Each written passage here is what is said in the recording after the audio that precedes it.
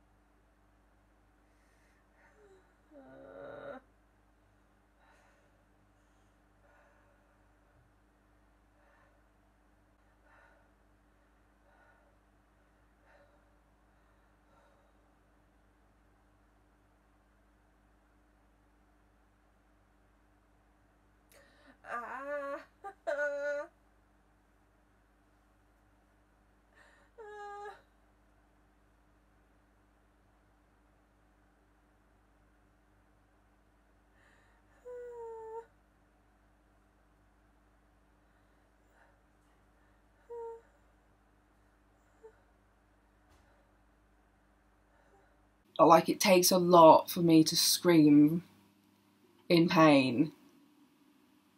And I was just crying, and I was volatile. I was horrible because I was in so much pain that I could not cope with anybody. And eventually I ended up on so many painkillers Saturday night that I just sort of like I passed out. Like I was fucking out. And for a lot of nights I'd wake up around the sort of time that the painkillers would run out. So I'd sit up, take more painkillers and go back to sleep.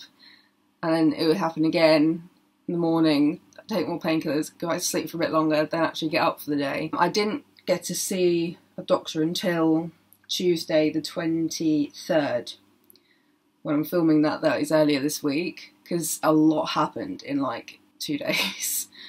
I showed him my legs and I was telling him about what happened, I was telling him about the pain, and he said he thinks it was this thing, and it's going to be really hard for me to try and pronounce. Erythema nodosum?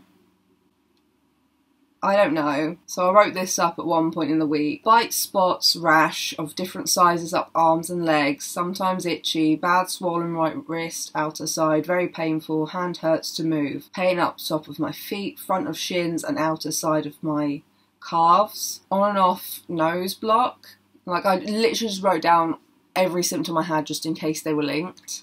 Some nausea and loss of appetite, exhaustion, will sleep in the day for a few hours, toe pain at base of knuckle, starting to bruise, can't move much, can't put pressure on feet / ankles, can't bend them without pain, some sore throat. He told me that he thinks I have this. He added some more tests to bloods I'd done just before seeing him, and he sent me for a chest x-ray at the hospital. So I literally went straight from the doctors to the hospital to get the chest x-ray done, and there was loads of fucking people there. It was awful. It was such a long wait, but luckily, because I don't wear clothes with metal or anything in, I didn't have to change into a fucking nightgown to go get it done. Also, I think this is really important because I didn't know this was a thing. The x-ray man asked me if I had ever been told I was whatever. I didn't really take in what he said.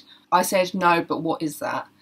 And he said that it's that you don't have an immune system. I was like, oh, I've not been told that, but I am on immunosuppressants. Like, my pills for my Crohn's are basically immunosuppressants because it's my own immune system attacking like its own tissue. So he was like, oh, okay, we'll like do another clean of the machine. He said that they clean the x-ray machine regularly, but they are like extra careful for people who are immunosuppressed or don't have an immune system, etc, etc. So that's definitely something people should remember, because I told my gran that, and she's been immunosuppressed for a really long time, and no one's ever mentioned that, ever. So I think that's important. I've forgotten where I am. Then I looked up what this thing was. And on the NHS website, there's actually quite a lot of information on there. And it basically says, it's swollen fat under the skin. Bitch, that's gross. Causing red bumps and patches. It usually goes away by itself, but it can be a sign of something serious. It affects the lower legs, but can spread to other parts of the body. Bumps and patches can feel warm, painful and firm. You may also have flu-like symptoms, such as a high temperature of 38 or more. So my temperature hadn't quite gotten that high, but it definitely had gotten like above 37, and I was in the weird 37 point whatever. Tiredness, which was on my list. Joint and muscle pain. Hell yeah, oh my god, it was the worst pain. How you can ease the pain? Take painkillers like ibuprofen, which I can't take because I have Crohn's. Steroids is basically an equivalent. It's an anti-inflammation drug, but it has way more side effects to it. Rest with your feet raised on a pillow. Yeah, already was doing that. Apply a cool wet compress like a damp cloth. We weren't doing that. Didn't really think about it. Then we started doing it after I read that. The bumps and patches last about 2 weeks before fading like a bruise. And they seem to be doing that now. Usually heal completely on their own within 6 weeks without leaving a scar. My doctor also said that they shouldn't come back. Like, I think it's just kind of like a one-time thing. But because the doctors in A&E, which I'm getting to, they think it's related to Crohn's, so it could possibly come back, maybe. No one really specified.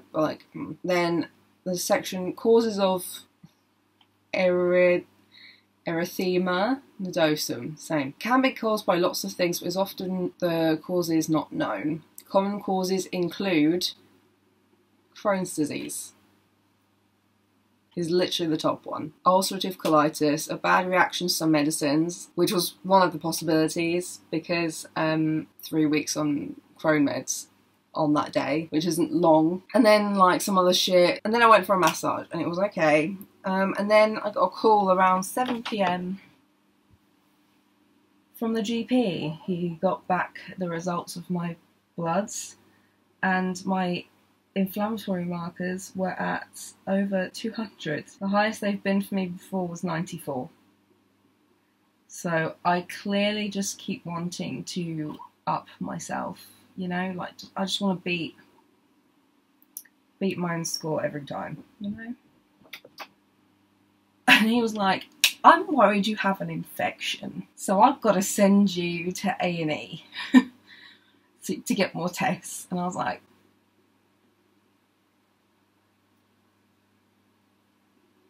what? And my mum was out getting dinner, and I ain't eaten yet, and I wasn't hungry after hearing that, but then I was hungry right as we were about to fucking go, so I had an egg sandwich. We brought some snacks, which was a good fucking idea, because we were there from 7:30 p.m. until almost 4 in the morning. Around me are familiar face. Yeah, so I got there, we logged in, the doctor said that he would call ahead for me and just let them know that I was coming. Went into triage. Oh my god, for one, their blood pressure machines actually fucking work and do get a result from me, for once. My heart rate was pretty high, which I think my heart rate is naturally pretty high anyway. It's in the 90s normally. I think that's because every time they measure my heart rate, I'm anxious about my health. But this time it was 120, and I was like, oh, bitch. Maybe it's not just my anxiety. Did all that, and they were like, we probably want more bloods. And I was like, no. No, you won't, bitch. They were like, okay, we'll see if we can test any leftover bloods from earlier today. I was like, yes, please. No. Then we just fucking sat there for hours. And because I'd had to keep my feet up, I'd had my feet down for so long in A&E, I was literally like, I need to fucking go home because my right toe was swollen up like a bitch. My legs are starting to hurt. I'm still not on any higher pain meds, and I haven't seen anybody. This was at 11 p.m. My mum went round to someone and was like, we're gonna go. And then they gave me a bed. And then I was put onto Ramu, but they gave me a bed there, and it was colder in there. And I'm like, any blankets or pillows, bitch? Because someone did finally give me a painkiller, which helped. And having my feet not pointing downwards helped. And then a guy came round and wanted to do bloods, and I tried really hard. Like, his poking in my left arm set me off, and I burst into tears. I literally just exploded with crying. And if you haven't seen my Instagram rant on this, I went through a really, really bad experience at a different hospital, getting bloods done. It was literally like one of my biggest fears of getting bloods done. I'm needle phobic anyway. I really struggle with blood tests and cannulas and shit like that. Like, it's hard, but I was getting better at it. It was okay. And then this fucking thing happened in a hospital that I didn't know very well. 3 different women tried taking blood from me and was trying to like fucking scaremonger me into trying again. And I quote, she said, "You're lucky you're not in A&E because they would just keep going." So even though this wasn't the same hospital and all these staff were way nicer than those staff were and way more appropriate than that lot of staff were, I've only had 3 blood tests since then and only been in my doctor's office with like a nurse that I know and trust. So I just burst into tears, but they were all very like understanding and very nice about it, and went and tested previous blood samples for infection, which all came back clear, along with my pee sample that I'd been walking around with for like 3 hours. Hello, please don't knock over my pee. And then eventually a doctor fucking finally came, and she was very nice. And I was very rude to her to begin with because I'd been there for so long and I'd been in so much fucking pain. But she was very nice and very helpful. And she said that this is relatively rare, and she's only ever seen it once before. And I was like, of course it's fucking rare. Of course I get the rare thing that no one fucking has. Of course it's fucking me. So she agreed that yes, it was the thing that my doctor said it was, but she doesn't think it's the medication. She thinks that it's me having a Crohn's flare. And everyone kept asking me about my bowel movements, my stomach, all of that stuff, a whole history 3 times over of like how I got the diagnosis of Crohn's, etc, etc, because all this had been done at another hospital. They didn't have access to any of these kinds of files, so I had to go through all that shit. And they were like, well, you sound okay and you're not having any like of your normal typical flare symptoms, which is okay. That means that you're relatively stable, but your legs coming up like that means you are in full flare. And I was like, of course I am. The one time I feel okay, and I'm fucking not. Alright then, of course, the gastro people went in because it was 4 in the morning.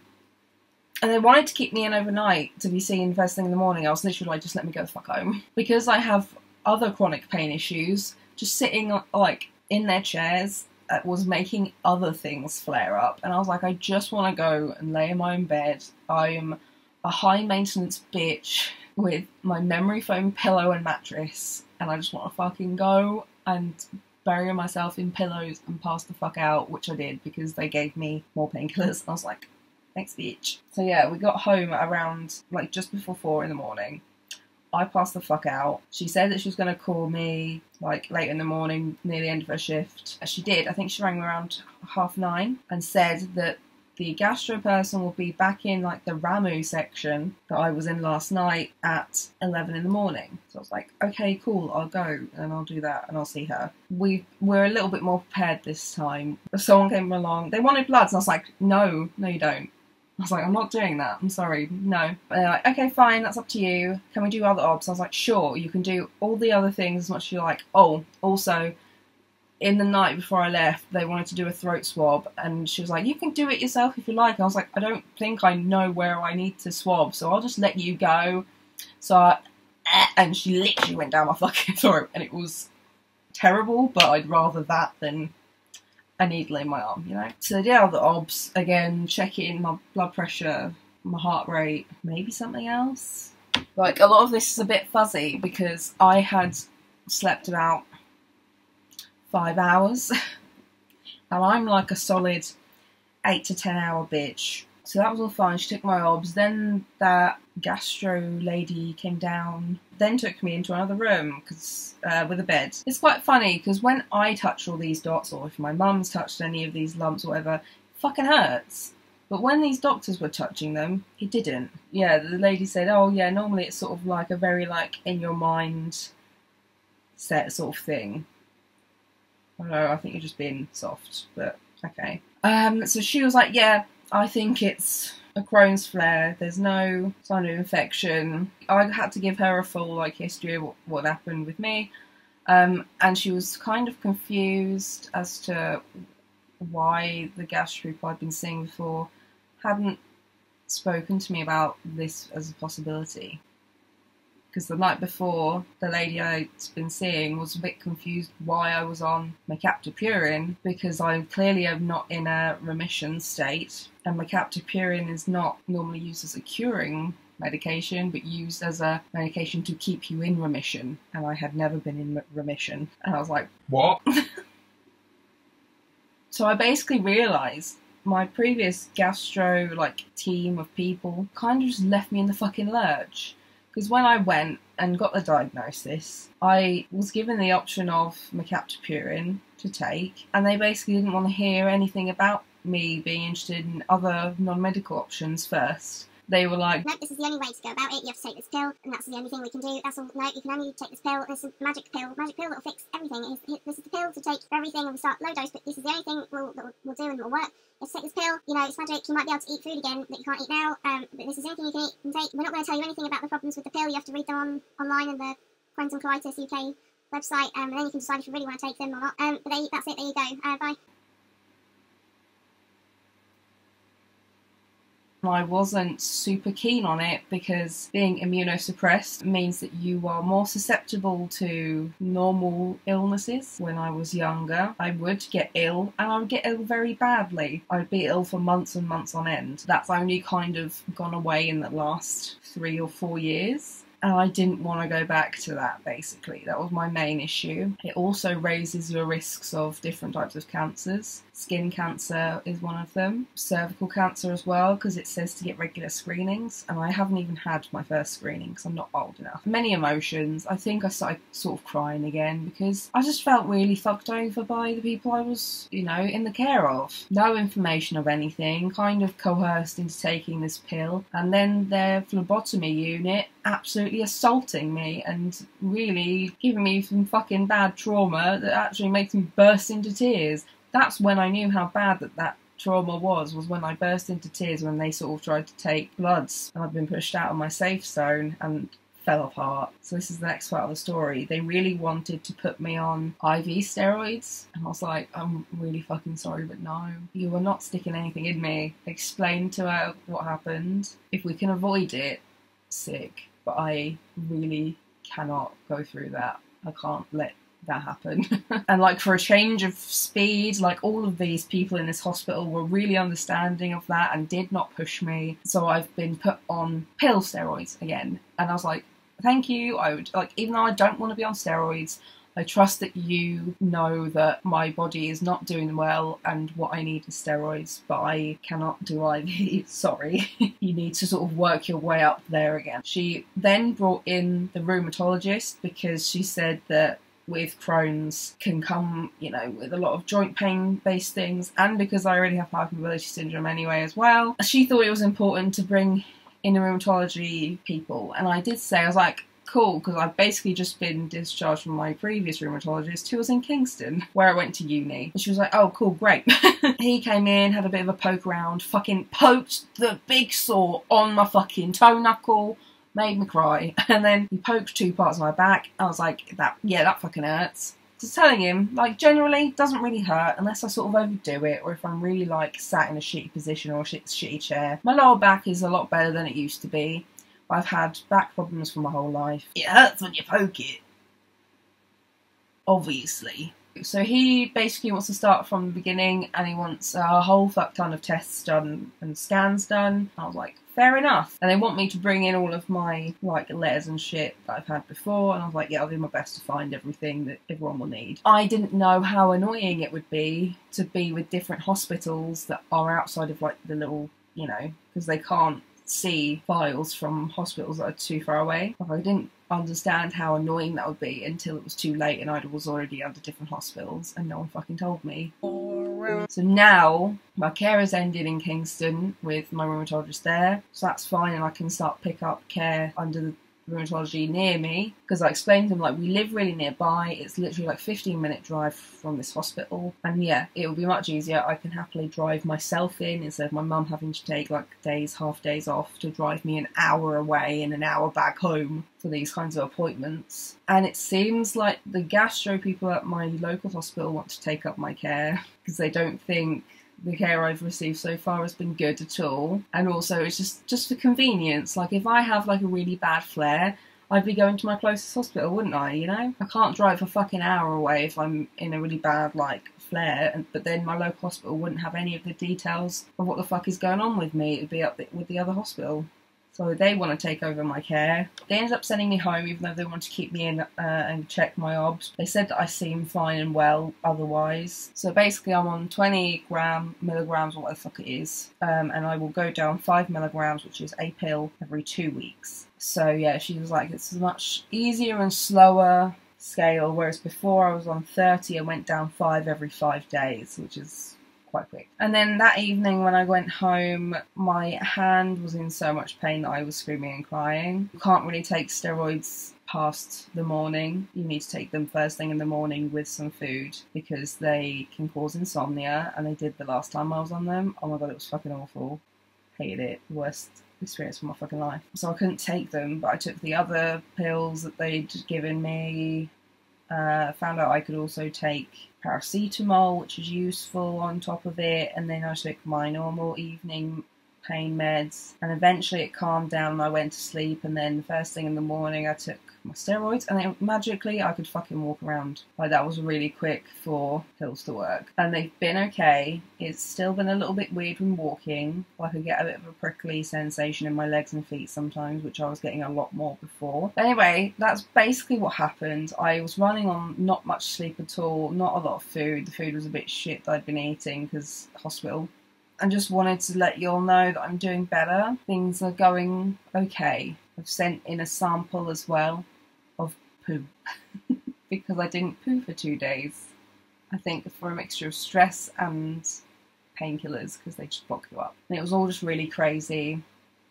I'm also writing a blog post a bit more specific about the legs and not with all the extra stuff in it as well, because it's kind of rare. Not many people know about it. And if you have Crohn's or colitis, you know, it's more likely to happen to you, apparently, you know, bitch. So I thought I'd write about it, so that's coming out tomorrow. But I just wanted to say, like, I've had good and bad experiences in the NHS and A&E, and even though, yeah, I spent a lot of time waiting. All the staff that I came in contact with were very nice and did try their best to make me comfortable and help me out in this situation. So I am really appreciative of all the people I came in contact with in the last couple of days, especially after some of the really bad experiences I've had. And, like, you know, I just wish that there was some way of thanking some of those people for, like, really putting that amount of energy and work into me. Because I know I'm an annoying and weird case, but that's why I do need the extra time and extra attention and people thinking and looking at me and my problems, basically. It all could have been a lot worse than it was, and I'm thankful that it was not too bad overall. I was just emotionally drained and very stressed. So yeah, I hope you guys learned some things. As a person with disability and chronic illness, I feel like it's important to share these sorts of times and moments because it did interfere with my life a lot. I couldn't do anything because I literally couldn't get out of bed. I was bedridden for like a week. And I guess that's that, and I'll see you next week, hopefully with some other kind of like normal video instead of this. Fingers fucking crossed. I don't want to be back in A&E again, thanks. Anyway, leave a like and a comment, especially if you've ever been in a situation like this or have Crohn's or whatever. I would love to hear from you because I'm very new to this and I am doing my best to learn, but no one's sort of helping me really.